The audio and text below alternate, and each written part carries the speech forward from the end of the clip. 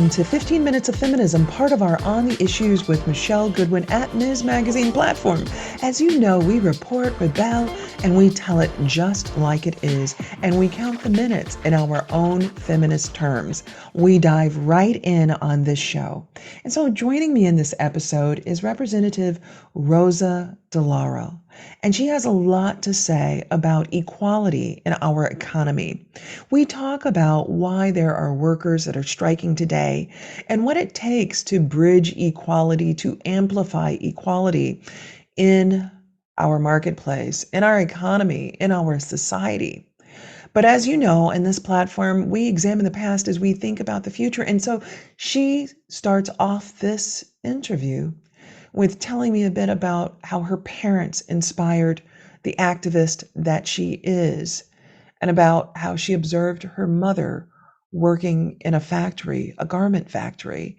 And it is really quite moving. So, audience, please sit back and take a listen to Representative Rosa DeLauro of Connecticut and this important interview that we do about women and equality in the workplace. Okay. Representative DeLauro, I am so pleased that you are able to join us for our 15 Minutes of Feminism podcast.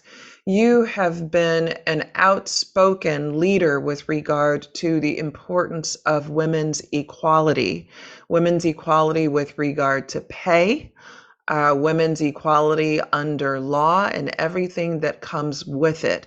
And in doing so, you were a real pioneer in doing so. And so I want to know, what has motivated that in you? Why has that been so important as part of your leadership legacy?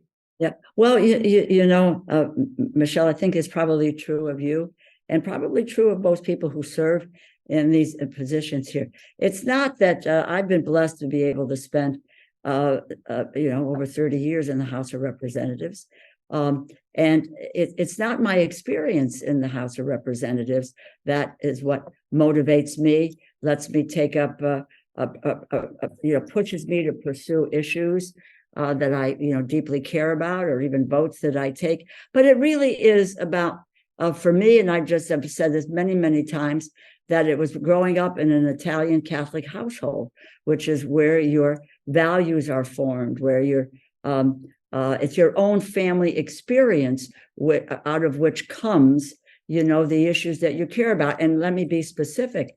My mother worked in the old sweatshops in the city of New Haven, Connecticut. Mm-hmm. She was a garment worker. And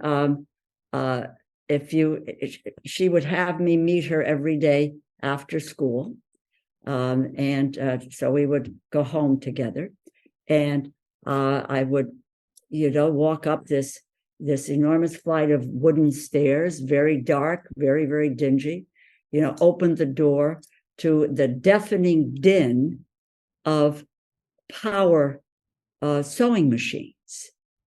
And you don't adjust the power, it goes on, and then it goes off at the end of the day. So all day long, you are hearing. It's the constancy, and these women hearing this, and this was your mother's experience, and you saw it. I did, and my mother, and I saw many immigrant women. They were mostly immigrant women, and they were hunched over a sewing machine, and they worked piecework. You only got paid by the piece, and so you worked as hard and as fast as you could, because that determined what your pay was, what you were going to be taken home. You may or may not know this, but in those big industrial machines, they move so quickly that oftentimes the women would get the needle in their fingers. What do? You pull away, you wrap your hand up.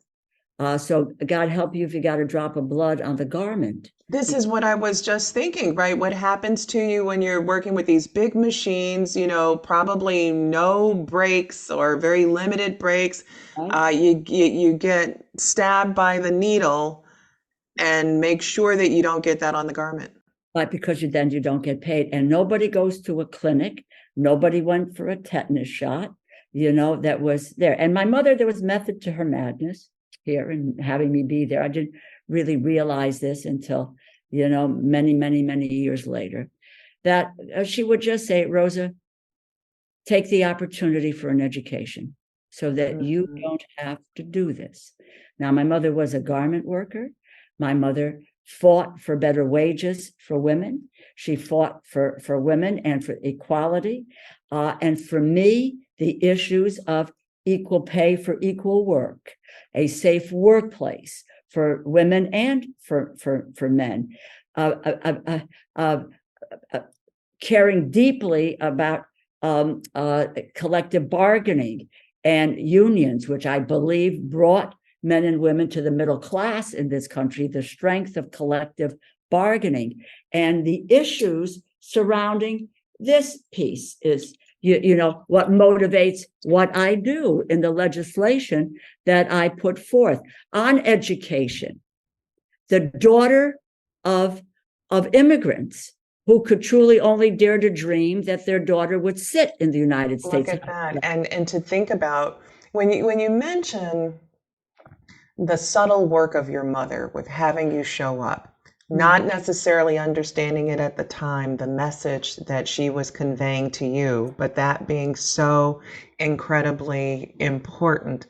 It also brings to mind right now across the country, we've got workers who are demanding better wages. What's been your sense of what's been taking shape? It's been auto workers, it's been people in Hollywood.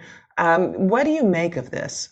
No, I think we are seeing a resurgence of the trade union movement of unions.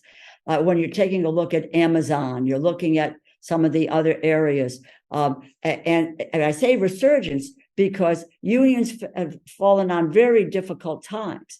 But I believe that that's where we look at, and that is what made gains for workers, for men, and particularly women are paid more in a union job than in other jobs. So that it is a benefit, and it is job security, it's healthcare benefits, it is about your workplace. And so, I think, and I applaud what's happening in the union movement, that people are beginning to understand that the relevance that unions play in their lives, in their economic security. And that's what this is about.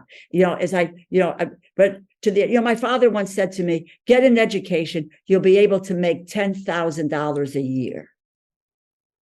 Staggering. Imagine that, right? Imagine that, right? Yes. Yeah, you think about it. So again, it's about workers, it's about women, it is about equality, but it is also about education and making sure that when I'm looking at some of my Republican colleagues and the appropriations bill that's coming up in the education subcommittee, and it cuts 80% of Title I programs. What translate that for people? That means over 220,000, 240,000 teachers who will be jettisoned. So that, no social emotional learning, no community schools, no, and they're going after a route for men, for women, for youngsters, to be able to get an education, to be able to be to realize dreams and aspirations, and to have economic security in their lives. Well, you've played such an important role in lifting up the concerns with regard to education, labor, and more since being in Congress. You've had a long legacy, long-serving legacy. I think our listeners would want to know what inspired you to run for office in the first place. Was it these kinds of concerns that got you motivated to say, I'm going to put my name in, I'm going to put my hat in, and I'm going to do this? Well, I never started thinking about, I mentioned my mom. Both my parents were involved in local politics. And what they didn't do was they didn't write omnibus legislation. What their job was to be advocates for their community. And they translated that into helping people get a job. With regard to my father, he was the city court interpreter. So the Italian immigrants who came, he can help them navigate the system. They worked to try to help make government work for people. So I watched this, all of my life. I campaigned with them. I, slept from door to door with them and did all of that. But I never thought about, I didn't think about myself running for office as well. It was only, later on. And my mother served on the city council in New Haven for 35 years, the longest serving member, not the longest serving woman, the longest serving member. And my dad served for a shorter period of time because it was a non-paying job at the time, and he was trying to send his daughter to school. So he had to have a paying job. But that experience led me to working on behalf of candidates for local office, for mayor, for city council, for state representatives, state senators. And ultimately, I wound up managing the campaign. By the way, the first woman manager of a statewide campaign for Chris Dodd, who was running for the United States Senate. And we elected Senator Dodd. He brought me to Washington as his chief of staff. And there were 5 or 6 women who were chiefs of staff to a United States senator. And even then, I just tell you that that's like 5%. I worked for someone and I gave him advice, but he made the final decisions on what he wanted to do. I was asked to run early on when I got to Washington, but I had just started with the senator, and I said, I need to know more. Women always believe they need to know everything before they run for office. That's true. Women want to know from A to Z, 1 to 100. But then the position became open because the person who was sitting was deciding to run for governor. So I had to make a decision. Am I going to do or not? Because these opportunities don't come along all the time. So I said, yes, I'm going to run for the seat. I had no legislative experience. I had never myself run for any office. I helped others. And so it was a steep learning curve. Was I scared out of my mind? I said, what have I undertaken here? So, but then, and I won election by the skin of my teeth, 52-48, that first election, an ugly, ugly, awful election. Someone who was really,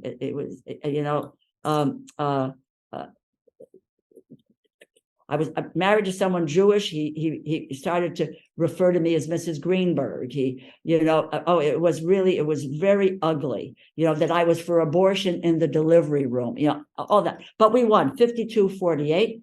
Dodd asks me then to come. What I did, he came to be chief of staff. When I came to be chief of staff for Dodd, there again, I'd been to Washington on my class trip. I didn't know what the hell was going on here. When I got elected and I sat in a room listening to people talk about the budget committee and the appropriations committee, I said, oh my God, I have made the worst mistake of my life. I had no legislative background. So again, a steep learning curve. But you dig deep, and the gentleman who did that orientation was then on the budget committee and then chair of the appropriations committee. And I said to myself that day, I don't know how I will ever speak to this individual. I don't know how I do it. And you come full circle. I've had the opportunity to chair the appropriations committee and now to be ranking member. And when we take back the House, to run for chair again. So, I didn't come with a plan or a design to run for office. The circumstances and the environment that I was in moved me in this direction. But of course, we're talking about a period of time, too, that coincides with the confirmation hearings of Clarence Thomas, the backlash against Anita Hill for speaking out about her work conditions. And we see this influx of women coming into Congress and running for various offices, and you're part of that spirit of change. It reminds me that probably at around the time in which you came into Congress was also the need for women to demand bathrooms and other things that needed to change around that time, which people find surprising these days. There were none. It was only many years later that now there is a women's bathroom off the floor of the house. It was only you had to go downstairs, upstairs, wherever it was, but it was, that's and that's recent. But there are other things that are unbelievable. Women and minorities were not part of the clinical trials at the National Institutes of Health. They tested men and extrapolated the information. Mindless. And it was you can't make it up. No, you can't make it up. This is only 30 years ago, not that long ago. But it was the women of the House and Democratic women and Republican women who said no. And we now have women and minorities who are part of the clinical trials at the National Institutes of Health. We have a women's bureau at the Department of Labor, though my Republican colleagues in the labor legislation want to eliminate the Women's Bureau. So we've won some battles, but in some instances, we are fighting some of the same battles here. So I want to turn, before letting you go, and listeners, we're here with Representative Rosa DeLauro, who is just amazing, has been a pioneer, has been so stalwart, one of the fiercest fighters for gender and sex equality, for equal pay, for education, and so much more, as you've just heard. There's a lot of talk right now about the Equal Rights Amendment and getting the Equal Rights Amendment over the line in Congress. What do you think it's going to take? Well, look, I think we have to move at it. We have to work at it. We have to see if we can get, it's certainly not going to happen in the environment that we're currently in the House of Representatives and in the Senate. It's got to, elections have consequences. So that we have to have, a different makeup of the House to be able to get it through. So parts of it, we have looked at. We're fighting the equal pay piece with the Paycheck Fairness Bill. We passed that in the House, but we can't get it in the Senate. I think that it's going to be tough. It will be tough to do, but I think it is well worth the fight to move in this direction. And, if not now, then when are we going to try, to do this? It's got overwhelming support amongst organizations and so forth, but it's going to be a tough fight. So we have legislation to be able to extend the ratification deadline, so there is no excuse to not move forward, and that's what we're trying to move at. In the meantime, let's think about this. We got the Paycheck Fairness Bill that says men and women in the same job deserve the same pay. That only exists, in fact, in the Congress, and it only exists in the military, except in the instance of combat pay, because women are not in combat, so that gets extra pay. But basically, Congress and the military, men and women in the same job get the same pay. We need to move at paid family and medical leave because it affects all families, but it affects women because they're the caregivers in most instances. So that your kid gets sick, you got to be able to take time off to take care of your kid. If you get sick, you have to be able to take that time off. And Senator Dodd did family and medical leave, and I was working with him at that time, and we got it passed after years. Bill Clinton signed that into law. Now it needs to be paid because it works, but people can't take 12 weeks off. I was sick with ovarian cancer. I was out of work for 2 months, more than 2 or 3 months. No one said I couldn't get paid. When my mom was in her 103rd year and the last 6 weeks of her life, I spent every day with her. No one said I shouldn't get paid for that. That should be true for all women. Childcare. And we're working on getting substantial funding for childcare because women cannot go to work without childcare. So while we are... That's such an important issue, childcare, and it is so incredibly expensive. It's cost prohibitive. It makes it really difficult for women to be able to work, and also for moms who are in school to be able to finish school when it's so expensive. Yeah. And it's in Connecticut, average cost $15,000 to $18,000 per child for childcare. And, you know, during the pandemic, women were pushed out of the workforce. They didn't opt out. And because they didn't have a job, their kids were not in school, and there was nothing there for them. So childcare, paid family and medical leave, equal pay, paid sick days. Most people in the United States do not get one single paid sick day. It's incredible. That is incredible. That is absolutely incredible. While we pursue these pieces of legislation, we pursue the extension and the view to to ratify the ERA. So my last question for you, and I really appreciate your time today, is what's the silver lining? We always ask our guests in times that can be so hard, so dark, so much happening in the world, so much pain, so much suffering that is taking shape. What can one look to in terms of a silver lining? Well, look, I look to this institution, and you may think that that's crazy given the madness of abounding here at the moment without a Speaker of the House and so forth. But the Congress's greatest strength is its potential, Michelle. It doesn't do what you want it to do every day. Some days it does exactly the opposite of what you do.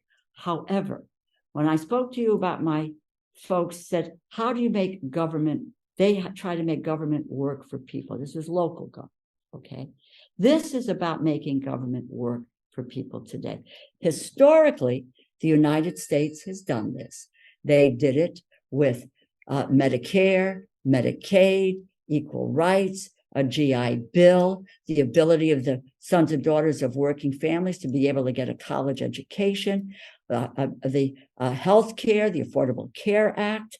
And so what we need to do is to look at, if you will, and we can look at utilizing the strength of this institution to make change in people's life. And I'll give you the most recent example for me, something I've worked on for now almost 20 years. That's the child tax credit.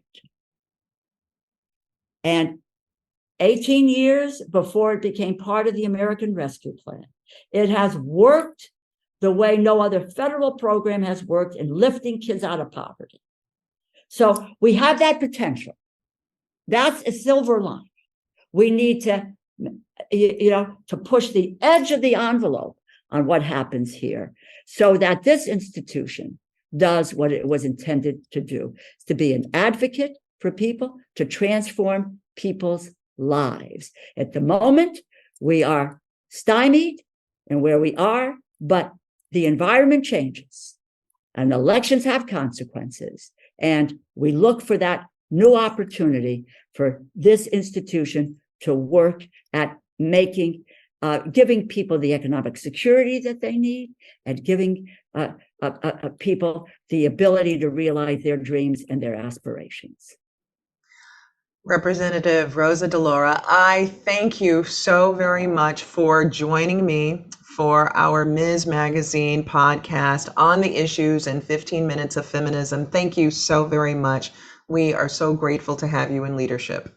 And thank you to Ms. for your pioneering efforts and all that you have done. I have this right here on my desk. I love that. I love that. That's fabulous. A couple of weeks ago. It's fabulous. Thank you. Thank you so much. Guests and listeners, that's it for today's episode of On the Issues with Michelle Goodwin at Ms. Magazine. I want to thank each of you for tuning in for the full story and engaging with us. We hope you'll join us again for our next episode, where you know we'll be reporting, rebelling, and telling it just like it is. For more information about what we discussed today, head to MsMagazine.com and be sure to subscribe. And if you believe, as we do, that women's voices matter, that equality for all persons cannot be delayed, and that rebuilding America and being unbought and unbossed and reclaiming our time are important, then be sure to rate, review, and subscribe to On the Issues with Michelle Goodwin at Ms. Magazine in Apple Podcasts, Spotify, iHeartRadio, Google Podcasts, Stitcher, wherever it is that you receive your podcast. We are ad-free and reader-supported. Help us reach new listeners by bringing this hard-hitting content in which you've come to expect and rely upon by subscribing. Let us know what you think about our show, and please support independent feminist media. Look for us at MsMagazine.com for new content and special episode updates. And if you want to reach us, please do so. Email us at ontheissues@MsMagazine.com. We do read our mail. This has been your host, Michelle Goodwin, reporting, rebelling, and telling it just like it is. On the Issues with Michelle Goodwin is a Ms. Magazine joint production. Michelle Goodwin and Kathy Spiller are our executive producers.